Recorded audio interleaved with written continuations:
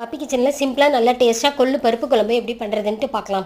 இதுக்கு 2 table spoon வந்து எண்ணெய் விட்டுட்டு கடுகு, உளுத்தம்பருப்பு, ஜீரகம் இதெல்லாம் நல்லா பொரிஞ்சதுக்கப்புறம் சிவப்பு மிளகாய் 2 தாளிச்சிட்டு கருவேப்பிலையும் கொஞ்சம் போட்டுட்டு இதெல்லாம் நல்லா வதங்கினதுக்கப்புறம் ஒரு 20 சின்ன வெங்காயம், 5 பல் பூண்டு அதையும் 1 2 தட்டிட்டு அந்த வெங்காயோட பச்சை வாசனை போனதுக்கப்புறம் 2 தக்காளி அதையும் போட்டு இதெல்லாம் நல்லா வந்து வதக்கிடலாம்.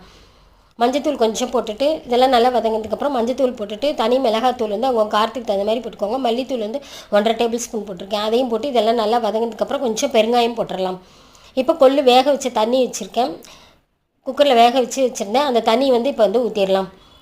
இது நல்லா அதையும் நல்லா ஒரு பரட்டிட்டு அடுத்தது கொஞ்சம் ஒரு நெல்லிக்காய் சைஸ் புளி, அந்த புளியும் இதோட ஊற்றிடலாம். ஊற்றிட்டு புளியோட பச்சை வாசனை போகிறதுக்காக ஒரு 5 நிமிஷம் கொதிக்கலாம். உப்பு இந்த சமயத்தில் போட்டுக்கோங்க. புளி பச்சை வாசனை போனதுக்கப்புறம் வேக வச்ச கொள்ளு நான் 2 கைப்பிடி எடுத்துருந்தேன். அந்த குக்கரில் வேக வச்சுட்டு அதையும் வந்து 1 2 மிக்சியில் அரைச்சிட்டு இதோட போட்டு நல்லா மிக்ஸ் பண்ணிடலாம். சூப்பராக இருக்கும் இந்த கொள்ளு பருப்பு குழம்பு.